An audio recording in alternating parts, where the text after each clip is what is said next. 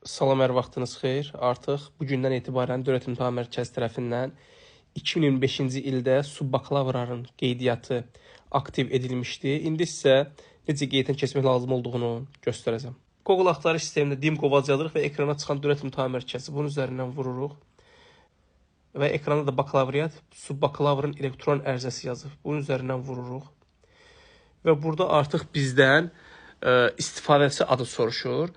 Yəni biz bura fin kod yazacağıq. Əgər sizin şəxsi kabinetiniz varsa, birbaşa ilə bura daxil olaraq qeyddən keçə bilərsiniz. Şəxsi kabinetiniz yoxdursa, ilk öncə şəxsi kabinet yaratmalısınız. İndi bu sırf şəxsi kabineti olanlar üçündür.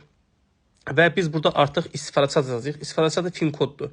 Fin kod köhnə və yeni vəsiqələrdə harda olur onu göstərim. Köhnə vəsiqələrdə fin kod buradakı son 8 rəqəmindən 7-sidir. Yeni nəsil şəxsiyyət vəsiqələrində isə fin kod burada qeyd olunmuş 7 rəqəmli identifikasiya nömrəsi. Və indi fin kodumuzu bura daxil edək. Və artıq fin kod yazdıqdan sonra burada görürsünüz davam et düyməsi var. Davam et düyməsinin üzərindən vururaq. Və daha sonra burada bizdən parol soruşur. Parol biz şəxsi kabineti yaradan zaman təyin etdiyimiz paroldur. Və xatırladım ki, subbakalavrların qeydiyyatı 10 iyula qədər davam edəcək. Və artıq biz parolumuzu yazaq. Daha sonra daxil ol düyməsi. Və daxil ol düyməsini sıxanda görürsünüz ekranda burada subbakalavrın adı, soyadı, atadı qeyd olunmuşdu və daha sonra burada bizim ixtisasımız var və artıq biz burada yadda saçını görürük və eyni zamanda burada bizim ümumi orta göstəricimiz də qeyd olunmuşdu və abituriyentlər bəzən deyir ki, mən yadda saxlamadan birbaşa təsdiq etdim, problem olar mı? Xeyr, problem yoxdur. Birbaşa təsdiq edə bilərsiniz, yaxud da yadda saxlayaraq da təsdiq edə bilərsiniz. Hər bir halda yekunda siz bunu təsdiq etmiş olursunuz. Və indi biz artıq təsdiq et düyməsini vuraq. Və görürsünüz burada təsdiq et düyməsi var, bunun üzərindən vuraq. Və görürsünüz artıq yazdı ki, əməliyyat uğurla başa çatdı. Biz burada bağla xanasını sıxırıq.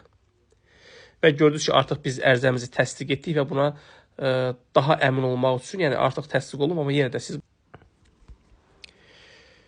və çap düyməsini vurandan sonra görürsünüz burada da artıq təsdiq olunduğu tarixdə burada qeyd olunmuşdu və eyni zamanda burada təsdiq olunduğu tarix var. Yəni artıq biz ərizəmizi təsdiq etmişik və xatırladım ki, subbakalavrların ixtisas seçimi, yəni kodlaşması elə 11-ci siniflərlə bərabər həyata keçiriləcək. Yəni onlara nə vaxt olsa sizdə də həmin qaydada ixtisas seçimi olacaqdır və ixtisas seçimlərinin tarixləri hələ ki elan olunmayıbdır, amma təxminən belə deyək, avqust ayının ilk yarısında olması gözlənilir. Hər bir halda Dövlət İmtahan Mərkəzinin rəsmi səhifəsində bunun haqqında məlumat veriləcək.